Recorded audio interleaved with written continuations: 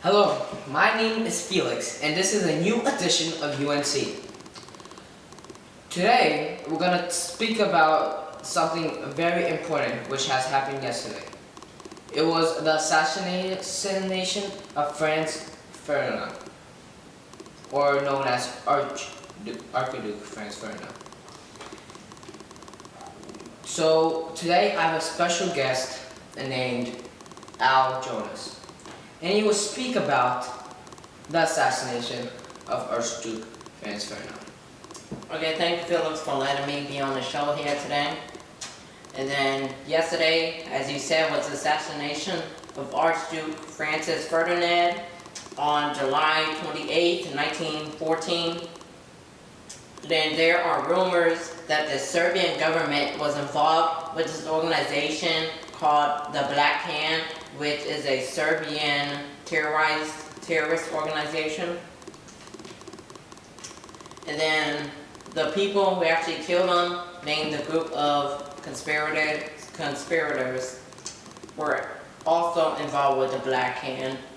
And their leader actually was the leader of the Black Hand. Therefore, right now, we do not know how Austria and Hungary will respond, to these actions, but we can assume that it is not going to be very pretty. Thank you, Al. So, yesterday I recently have heard about the assassination of Archduke Ferdinand. Did not just take one attempt, but took two attempts, am I right? Yeah. So, I heard that the first attempt was the bombing on the car, but it bounced off the car and hit the car behind him. And the people behind him got injured. The second attempt was this guy, young man, named Gavrilo Princip. And he succeeded his second attempt by shooting Archduke Ferdinand in his dog. What do you think about this assassin? I think of this assassin as one of those sads who just wanted freedom. I mean, he was hired by Dragan Dimitrovic, chief of the intelligence department of Serbia, and head of the Black Hand organization. And then I think he hired him because he saw that he was a person devoted for Bosnia, known as his home country or territory. And then one of the most important things you see in this guy is that he did not hesitate when his companions failed to grenade the royal car. And then he took the chance of redemption after his earlier failure and actually was able to shoot them both in the head when the car was reversing backwards. And then that really makes the difference to see how nationalism plays an effect at this time in 1914, and how the world has been changing and becoming a nationalistic place. Well, thank you, Al. So after his death, Archduke Ferdinand was a very important person. And after his death, do you think that Austria-Hungary will go on war against Germany because of his death? Well, I think Austria-Hungary definitely would be going to war with him because Archduke Franciz Ferdinand was known as a hero of the throne of Austria-Hungary. Then very political and military figure in their government. And then it's as if it is as if shooting the heart out of the country of Hungary, Austria, known as one of the most prominent figures there and one of the most important people there.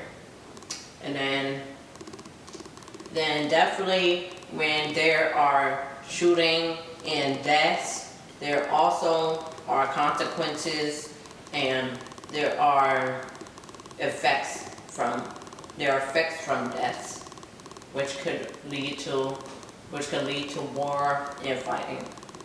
And then the only problem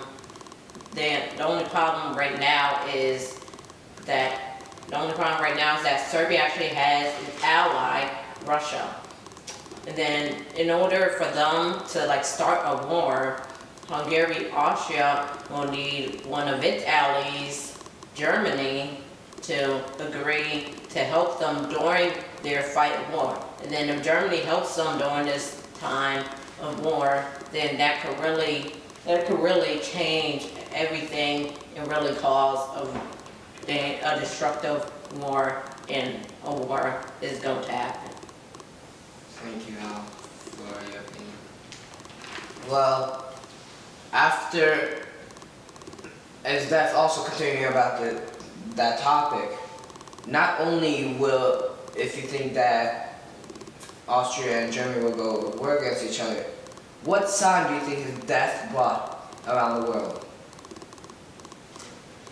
I mean, his death might not have that effect around the world as it does directly to Austria and Hungary, but this is just one of those cases in which the world might be preparing for some warfare and for enemies trying something similar to this to other countries. And then this definitely would be the cause of the formation of allies, because most likely some other countries would be trying to go into warfare at this time because of the whole political problems globally. And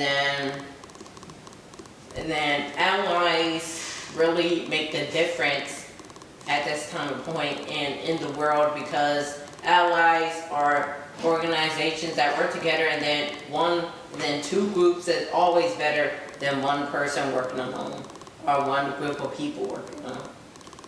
So I think the death of Archduke Ferdinand would cause a complete global war and will cause the formation of allies over the time that is going to be happening next year and this year.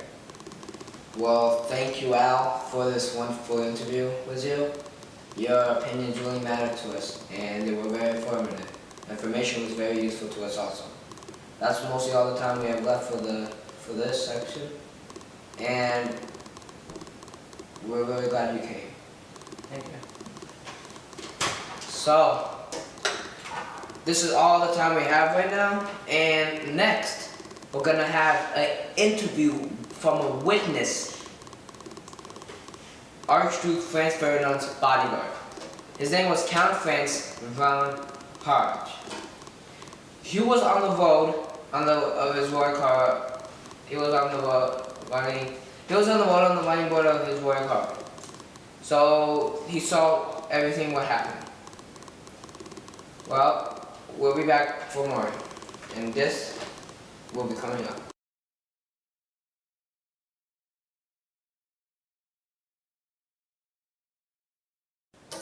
Welcome back to UNC News. Now we're going to have a witness who's going to speak about Archduke Franz Ferdinand's death. Archduke Franz Ferdinand, to recap, was a person who got assassinated yesterday by a man named Franciz. So Jerry's going to be the guy in the background.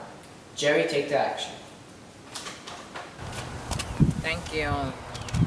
Thank you, Felix. And now we're here live in Serbia, Bosnia, with Count Franz von Harge, and he's going to tell his memoir on his site of the assassination of Archduke Franz Ferdinand. Well, thank you for this interview, and I really appreciate it. So here it goes. Yesterday, I was lying on the running board of the car, and I was riding it. Then all of a sudden, I hear that. Actually, we were riding it to the hospital yesterday, to where Archduke Franz Ferdinand. He was going there because the people in the hospital he wanted to visit were the ones that were being attempted to be